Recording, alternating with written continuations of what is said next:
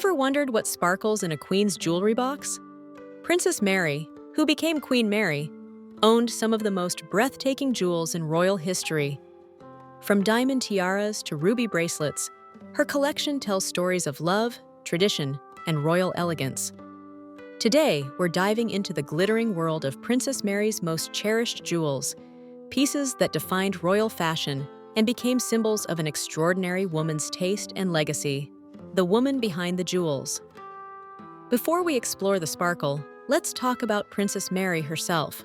Born in 1867 as Princess Mary of Teck, she married Prince George, Duke of York, in 1893. This wasn't just any wedding, it was a royal spectacular that brought incredible gifts from around the world. Many of these presents became her most treasured possessions. Mary had a unique eye for jewelry. Unlike some royals who simply wore what they were given, she actively collected, modified, and reimagined her pieces. Think of her as the original jewelry designer of the royal family. She wasn't afraid to take apart old pieces and create something completely new. This creative spirit made her collection truly special, the Girls of Great Britain and Ireland, Tiara. Let's start with the crown jewel. Literally, the Girls of Great Britain and Ireland. Tiara is probably the most famous piece in Mary's collection. Here's the amazing backstory. A committee of young women across Britain, led by Lady Eva Greville, decided to give Princess Mary the perfect wedding gift. They raised money through donations and commissioned the royal jeweler Gerard to create this stunning tiara in 1893. And the tiara features gorgeous festoon and fleur-de-lis designs, fancy terms for flowing garland patterns and lily-shaped decorations. It's made entirely of diamonds set in silver and gold. Originally, 14 pearls sat on top of the diamonds, creating an even more dramatic look. What makes this tiara super cool is its versatility. It was designed to be worn 3 different ways: as a full tiara, on a smaller frame, or even as a necklace. Talk about getting your money's worth. Here's a heartwarming detail. The fundraising was so successful that extra money was left over. Instead of pocketing it, the committee donated the surplus to families of sailors who died in a tragic maritime disaster involving HMS Victoria. Beauty with a purpose. Princess Mary loved this tiara so much that she wore it constantly throughout her life. She even made some modifications, removing those original pearls and replacing them with more diamond brilliance to make it even more dazzling. She also separated the base so it could be worn as a separate headband piece. Queen Mary's Diamond Stomacher. Now you might be wondering, what on earth is a stomacher? Back in the early 1900s, a stomacher was a large decorative piece of jewelry worn on the front of a dress bodice. Imagine a spectacular brooch, but way bigger and more impressive.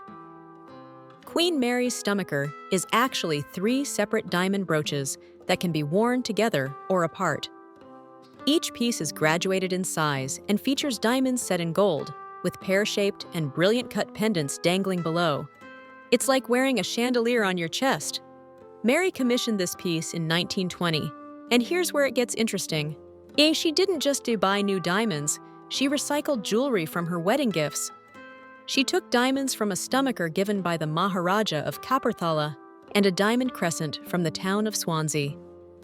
This shows how Mary thought outside the box, creating new treasures from old ones. Surprisingly, Mary only wore the complete stomacher once in public, at a state banquet for Belgian royalty in 1922. Maybe it was just too grand, even for a queen. The Cornwall Rose of York bracelet. This bracelet tells a beautiful story of regional pride and royal appreciation. When Princess Mary married Prince George in 1893, the County of Cornwall wanted to give her something special. A committee, including Emily Elliot, the Countess of St. Germans, raised funds to purchase a ruby and diamond bracelet from the London jeweler Carrington. The design is absolutely charming. Picture delicate gold petals covered in sparkling diamonds, with red rubies nestled in the center like the heart of a rose. The craftsmanship is so clever that the central rose can be removed and worn separately as a brooch or pendant. It's like 3 pieces of jewelry in one. Mary was thrilled with this gift. She wrote a personal thank you letter to Lady St. Germans expressing her warmest and utmost grateful thanks. You can tell she genuinely loved it because she wore it constantly, often pinning the central rose piece to her collar for a sophisticated look. The Indian bangles. These bangles represent Mary's fascination with Indian culture and craftsmanship. In the Bombay Presidency, an administrative region in India during British rule, presented these traditional ornaments to Princess Mary as a wedding gift. Lucy Ada, Baroness Harris, whose husband served as governor of Bombay, chaired the committee that raised funds for this present. Bangles hold deep cultural significance in India, connected to religious traditions and considered symbols of good fortune. These particular bangles are made of diamonds set in gold and silver, showcasing the incredible skill of Indian jewelers. What makes them mechanically interesting is their dual functionality. They're actually two identical bangles that can be worn separately on each wrist or snapped together, using a hidden hinge to create one spectacular piece. It's like jewelry transformers. Mary reportedly spoke lovingly about India throughout her life, and these bangles reminded her of that connection. They represented not just beautiful craftsmanship, but also the global reach of the British monarchy during that era. The Gloucester pendant earrings. These earrings have the longest history of any jewelry we're discussing today. They date back to the early 1800s, before Mary was even born. Originally, they belonged to Princess Mary, Duchess of Gloucester and Edinburgh, who was a daughter of King George III. Yes, that King George III from American history class. When that Princess Mary died in 1857 without children, the earrings passed to her niece, Princess Mary Adelaide of Cambridge. And guess what? Princess Mary Adelaide was Queen Mary's mother. So these earrings became a family heirloom passing through generations. Originally, Gently, the earrings looked quite different. They featured pearl pendants surrounded by diamond frames, with detachable studs that had a central pearl circled by diamonds. You could even wear just the pearl drops alone. Talk about versatile. Queen Mary inherited them from her mother in 1897 and made some changes. She preferred wearing just the stud portion, which became known as the Gloucester diamond and pearl earrings. The transformation of these earrings over the years shows how royal jewelry evolves with each generation's personal style. The Ladies of Devonshire earrings. These elegant pearl button earrings each feature a small diamond on top. Simple, classic, and endlessly wearable. The Ladies of Devonshire Committee, chaired by Lady Clinton, presented them to Princess Mary as part of her 1893 wedding gifts. The earrings were specifically designed to match a pearl and diamond necklace that could convert into a tiara, another gift from a different group called the Ladies of England. This coordination shows how much thought went into these royal presents. It wasn't just about giving expensive jewelry, it was about creating coordinated sets that would look stunning together. Mary wore these earrings frequently,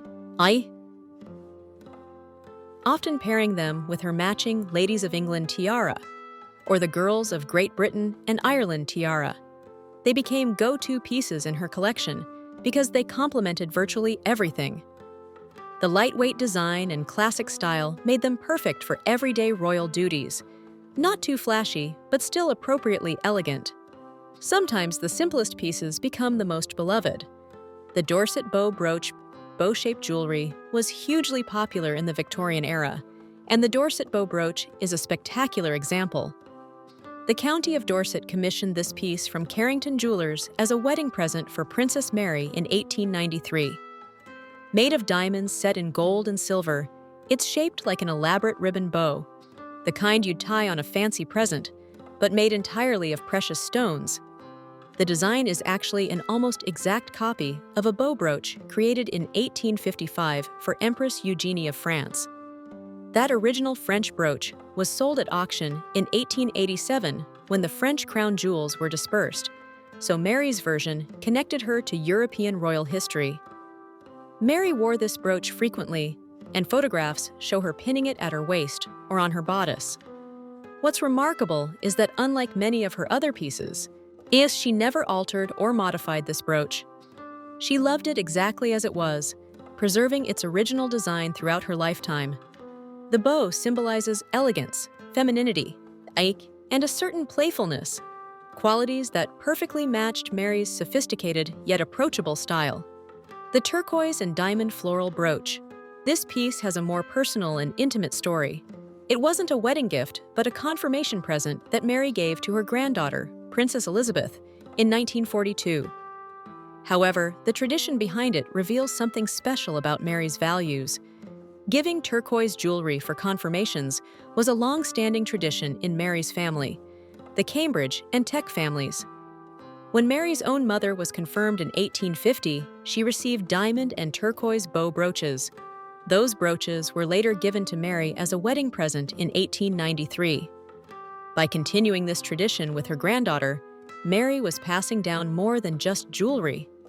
She was sharing family customs, religious significance, and the importance of milestone moments in a young person's spiritual life. The brooch combines turquoise stones with diamonds in a floral pattern, creating a piece that's both meaningful and beautiful. It represents how jewelry in royal families isn't just about showing wealth, it's about marking important life moments and connecting generations. Mary's approach to jewelry. What made Princess Mary's relationship with her jewelry collection special wasn't just what she owned, but how she approached it. She was innovative and creative, constantly reimagining pieces to suit her evolving taste. She'd take apart tiaras, remove pearls, add diamonds, separate pieces, and recombine them in new ways. This wasn't disrespectful to the original gifts, it was her way of making them truly hers. In an era when women, even royal women, had limited control over many aspects of their lives, Mary exercised her creativity and personal expression through jewelry. She also understood the diplomatic and symbolic importance of her pieces. When she wore the Indian bangles, she honored the craftsmanship and culture of India. When she wore the Cornwall bracelet, she acknowledged the affection of the Cornish people. Her jewelry choices communicated messages of respect, connection, and appreciation. The legacy lives. On many of Princess Mary's favorite jewels didn't stay locked away after her passing in 1953. She carefully decided which pieces would go to her granddaughter, Queen Elizabeth II, ensuring that her beloved treasures would continue to be worn and appreciated. This generosity meant that these jewels became working pieces in the modern royal collection rather than museum artifacts. They continued to appear at state banquets, royal weddings, and official portraits, connecting the past with the present. The girls of Great Britain and Ireland, tiara, for example, became one of Queen Elizabeth II's most frequently worn pieces, appearing on coins, stamps, and banknotes. Every time someone in Britain used currency, they saw a tiara that had graced Mary's head over a century ago. Princess Mary's jewelry collection represents more than just spectacular gemstones and precious metals. Each piece tells a story of generosity, creativity, tradition, and personal connection. All from the community-funded Girls of Great Britain and Ireland tiara to the family heirloom Gloucester earrings, these jewels connected Mary to her people, her family, and her heritage. What stands out most is how Mary approached her collection with both reverence and innovation. She respected the history and meaning behind each gift while not being afraid to adapt pieces to express her own unique style.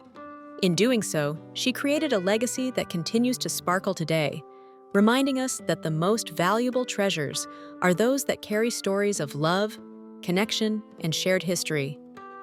Thank you for joining me on this glittering journey through royal history. If you enjoyed learning about these magnificent jewels, share this with friends who love history, fashion, or just beautiful things. Until next time, keep exploring the fascinating stories hidden in the treasures of the past.